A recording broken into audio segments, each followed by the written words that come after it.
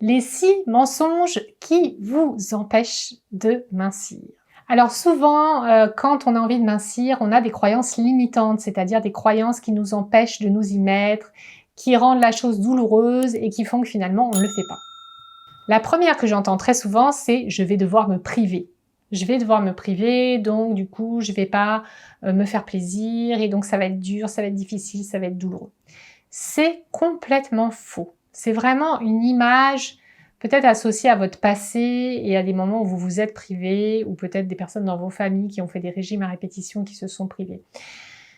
Vous pouvez très bien perdre du poids sans vous priver, puisque vous allez simplement faire un rééquilibrage alimentaire et donc choisir d'autres aliments qui vont vous faire du bien.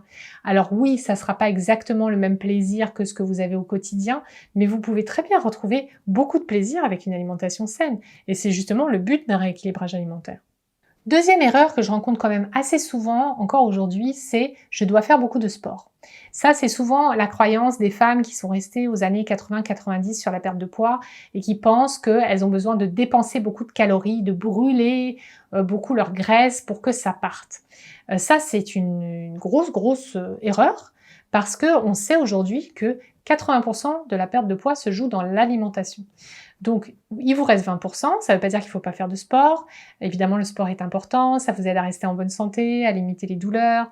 Ça peut vous aider à contribuer, bien sûr, dans votre perte de poids, mais c'est pas ce qui va faire l'essentiel du job. Ce qui fait l'essentiel du job, c'est ce que vous mettez dans votre bouche. Troisième mensonge, je dois faire un régime. Alors, je vous le dis et je vous le redis, je vous le dis souvent dans mes vidéos, vous n'avez pas besoin de faire un régime pour perdre du poids. Si vous êtes encore aujourd'hui en mode régime, c'est-à-dire en mode je vais faire attention pendant un mois, ensuite je vais stabiliser et ensuite je reprends mon alimentation normale, il faut arrêter, ça ne marchera pas. Le régime ne fonctionne pas. L'OMS, l'Organisation mondiale de la santé, le dit, 90% des personnes qui font un régime, hommes, femmes confondus, n'importe quel âge, reprend son poids au bout de 5 ans. Les personnes qui font un régime, 90%, reprennent leur poids au bout de 5 ans. Il n'y a que 10% qui tiennent. Donc, c'est pas une bonne statistique, on est d'accord. Ça vaut pas le coup de faire un régime. Ce que vous avez besoin de faire, c'est voir la chose sur le long terme et voir la chose comme un rééquilibrage alimentaire. Vous allez rééquilibrer les choses. Quand vous êtes déséquilibré, vous avez besoin au fur et à mesure de remettre votre balance à l'équilibre. Et bien, c'est exactement ça qu'il faut faire avec votre corps. Et pas qu'avec votre corps d'ailleurs, avec vos émotions aussi, avec votre capacité à vous organiser, avec votre capacité à mettre du sens dans tout ça et à rester motivé. Ça va être tous ces éléments-là qui prennent un peu plus de temps, mais qui donnent des résultats durables. Et quand vous êtes sur une démarche qui dure au moins 6 mois, bah là, vous vous laissez le temps en fait de faire les changements nécessaires petit pas par petit pas et surtout dans le plaisir. Quatrième mensonge, je dois manger peu de calories. Alors les calories, aujourd'hui, c'est une approche qui est complètement dépassée, qui fonctionnait bien dans les années 80-90, mais on sait aujourd'hui que notre alimentation a avant tout un facteur hormonal par rapport à la prise de poids. C'est la sécrétion d'insuline qui va faire en sorte que du coup, on grossit ou on mincit.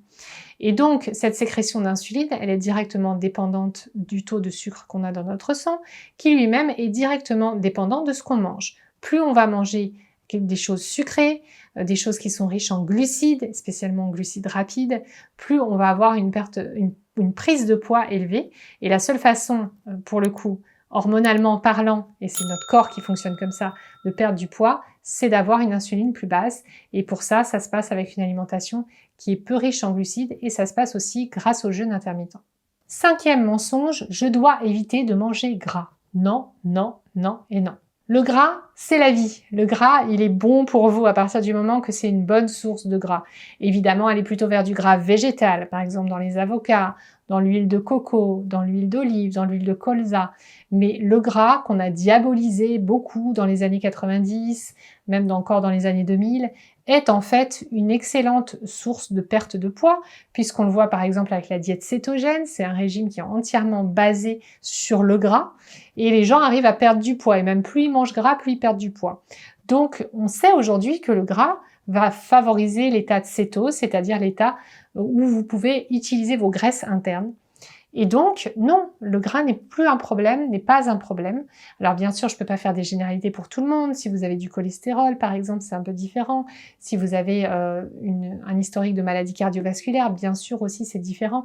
Il va falloir faire attention aux graisses saturées, au laitage, au beurre et à la viande également. Mais en tout cas, sur le principe, le gras est beaucoup moins toxique que le sucre. Et donc, il faut bien remettre les choses à leur place.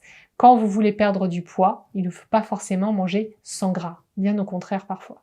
Et puis, 6e mensonge, maigrir c'est maigrir, il suffit de ne pas manger et de manger équilibré, que ce soit à 30, 40, 50, 60 ans.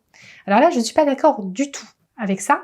C'est carrément un mensonge pour moi. Pourquoi? Parce que quand on a 30 ans, quand on a 20 ans ou quand on a 40 ans, on n'est pas du tout la même femme sur un plan hormonal.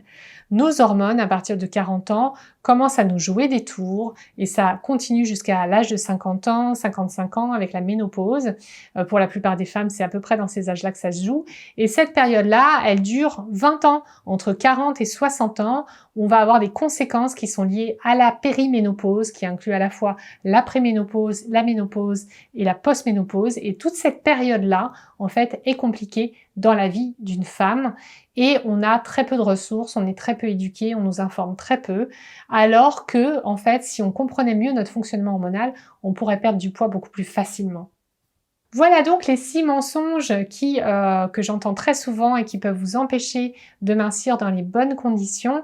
Si vous voulez un résumé de ces différents mensonges, vous pouvez les retrouver dans ma fiche pratique que vous trouverez dans mon coffre-fort. Cette fiche pratique, elle rassemble tous les points que j'ai mentionnés et en plus des questions d'auto-coaching qui vont vous permettre d'aller plus loin et de voir comment vous pouvez sortir vous aussi de ces croyances limitantes pour commencer à mincir et à vous reprendre en main.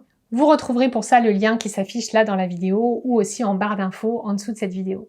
Et si vous voulez aller plus loin, vous pouvez bien sûr retrouver différents liens qui sont en barre d'infos, comme le lien vers ma boutique où vous pouvez voir les différents programmes nutrition que je propose en ce moment.